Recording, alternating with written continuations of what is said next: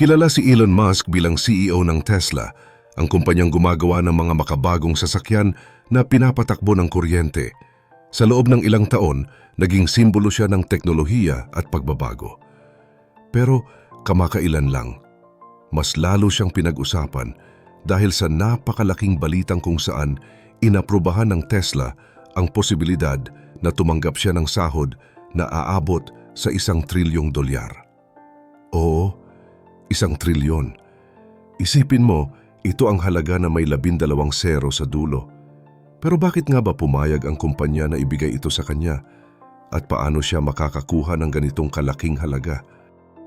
Pero bago po ang lahat, baka pwedeng palike ang video na ito. Dahil napakalaking bagay na ito sa aming content creators. Maraming salamat po. Para maintindihan natin, kailangan muna nating malaman kung ano ang dahilan sa likod nito. Ayon sa board ng Tesla, naniniwala silang si Elon Musk ang pinakapuso ng kumpanya. Siya ang nagbibigay ng direksyon, mga ideya at motibasyon sa mga empleyado.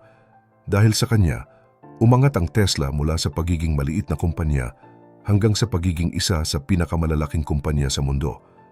Kaya para manatili siya sa Tesla at patuloy na magtrabaho para sa tagumpay nito, nagpasya ang board na bigyan siya ng napakalaking gantimpala. Pero hindi ibig sabihin ay makukuha niya agad ang 1 trilyon. Hindi ito ordinaryong sahod lang na ibinibigay kada buwan. May mga kondisyon itong nakalagay. Kailangang maabot muna ni Musk ang mga itinakdang layunin ng kumpanya bago niya makuha ang gantimpalang ito. Halimbawa, kailangang umabot sa isang partikular na halaga sa merkado ang Tesla at kailangang patuloy na tumaas ang kita nito sa loob ng ilang taon. Kung hindi ito matutupad, wala siyang matatanggap kahit 1 sentimo mula sa planong ito. Nang ipinanukala ang ganitong gantimpala, maraming tao ang hindi natuwa. Para sa kanila, sobra raw ang halagang ito para sa isang tao lang. Habang marami ang naghihirap at nagtatrabaho ng mahirap araw-araw, may isang tao pa ang maaaring kumita ng higit pa sa halaga ng ilang bansa. Ngunit nang ibalik sa mga shareholder ng Tesla ang desisyon, 75% sa kanila ang bumoto ng oo. Ibig sabihin, karamihan sa mga may-ari ng bahagi ng Tesla ay naniniwalang karapat-dapat si Musk sa gantimpalang ito. Para sa kanila, kung wala siya, hindi magiging ganito kalaki ang kumpanya. Ang pangalan ni Elon Musk ay nagdadala ng tiwala sa mga mamumuhunan at ang kanyang mga ideya ang dahilan kung bakit patuloy na lumalago ang Tesla. Kaya kahit gaano kalaki ang halaga, tinanggap na lang nila na bigyan siya ng gantimpalang ito basta't makamit niya ang mga layuning inilagay ng kumpanya. Ngunit kahit aprobado na ito, marami pa ring nagtatanong, tama ba na ibigay ang ganitong halaga sa iisang tao? Makatarungan ba ito kung ikukumpara sa ibang manggagawa sa mundo? Sa kabilang banda, may mga naniniwala rin na simbolo ito ng kung gaano kalayo ang narating ng teknolohiya at ng kumpanyang itinayo ni Musk. Ang gantimpalang pinag-uusapan ay hindi lang basta-bastang pera na agad ibibigay kay Elon Musk. Ito ay tinatawag na performance-based stock package na ibig sabihin ay makukuha niya lang ito kung maabot niya ang mga itinakdang layunin ng Tesla sa loob ng susunod na 10 taon. Kung hindi niya maabot ang mga ito, ay wala ring halaga ang buong plano. Kabilang sa mga target na ito ang napakalaking bilang ng produksyon at tagumpay. Una, kailangang makagawa ang Tesla ng 20 milyong sasakyan na tumatakbo sa kalsada. Pangalawa, kailangan din nilang makapagpalabas ng 1 milyong robotaxi na kayang bumiyahe ng walang driver. Bukod pa diyan, milyon-milyon din dapat ang magbabayad para sa full self-driving system ng Tesla. At higit sa lahat, dapat ay magkaroon ang kumpanya ng $10 bilyong na kita.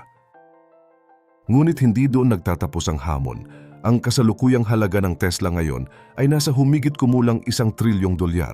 Para makuha ni Musk ang gantimpala, kailangan munang umabot ang halaga ng kumpanya sa $8.5 trillion.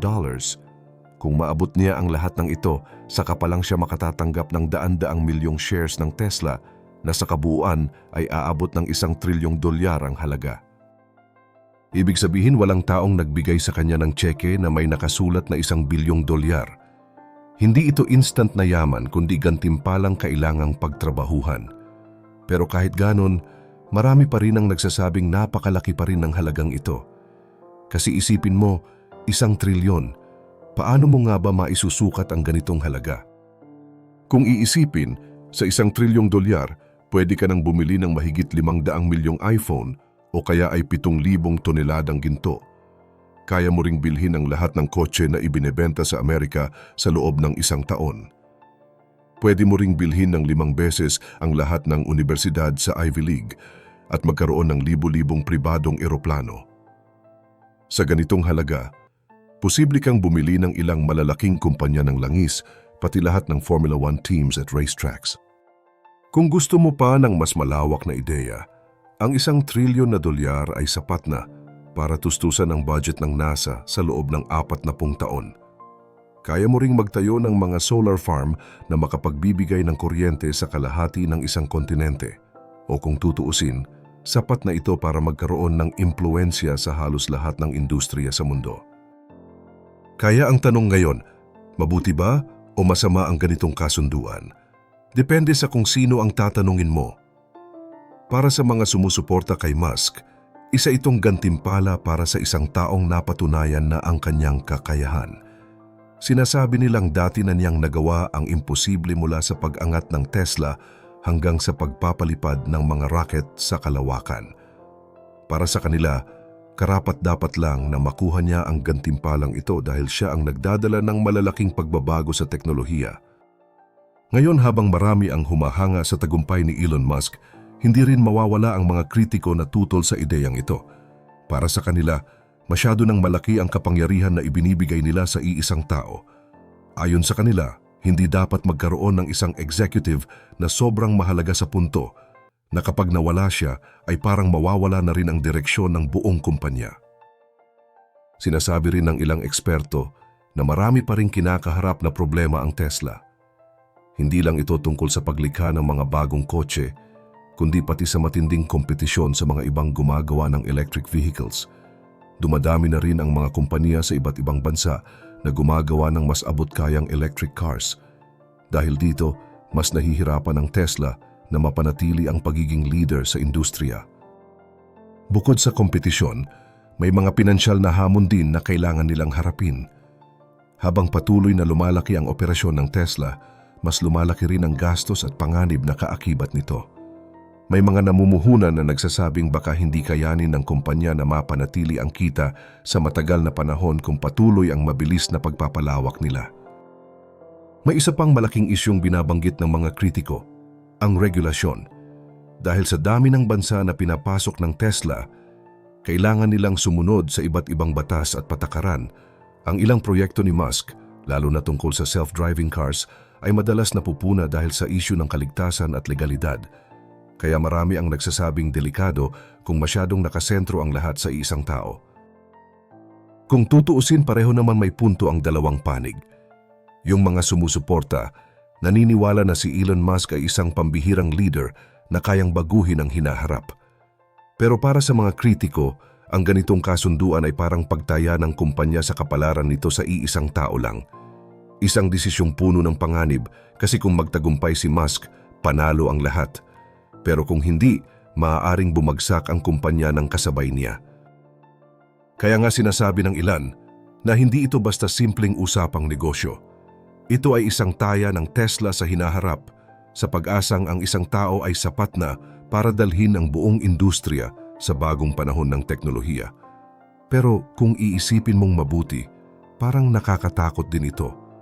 Kasi ang halaga ng gantimpala ni Musk ay mas malaki pa sa kabuuang kita ng ilang bansa. Dito pumapasok ang mas malalim na tanong. Maaari bang maging karapat-dapat ang isang tao sa halagang $1 trilyong? Kahit gaano siya katalino, may limitasyon nga ba ang halaga ng isang tao sa mundo ng negosyo? Para sa iba, ito ay simbolo ng tagumpay ng tao at ng makabagong teknolohiya. Pero para sa iba, ito ay senyales ng hindi pantay na sistema kung saan ang yaman ng iilan ay mas mataas pa sa kayang maabot ng karamihan. Kasi kapag umabot na sa ganitong antas ang kayamanan, hindi na lang ito tungkol sa personal na tagumpay. Nagiging kapangyarihan na ito na kayang baguhin ang direksyon ng ekonomiya, ng teknolohiya at ng lipunan mismo. Marahil ito ang tunay na kwento sa likod ng trilyon-dolyar deal ni Elon Musk. Hindi lang ito simpleng balita tungkol sa pera, kundi isang larawan ng kung ano na ang itsura ng mundo natin ngayon. Ito ay isang salamin na nagpapakita kung gaano kalaki ang pagitan ng ambisyon, tagumpay at kapangyarihan. Ngunit sa huli, may tanong na dapat pag-isipan ng bawat isa. Sa panahon ngayon na iilan lang ang may hawak ng napakalaking yaman, ano nga ba ang tunay na sukatan ng tagumpay para sa atin? Ito ba ay nasusukat sa dami ng pera, sa lawak ng impluensya, o sa kakayahan nating magdala ng positibong pagbabago para sa ating kapwa? I-share mo naman ang opinyon mo sa ibaba at huwag kalimutang mag-like at subscribe para sa mas marami pang updates gaya nito.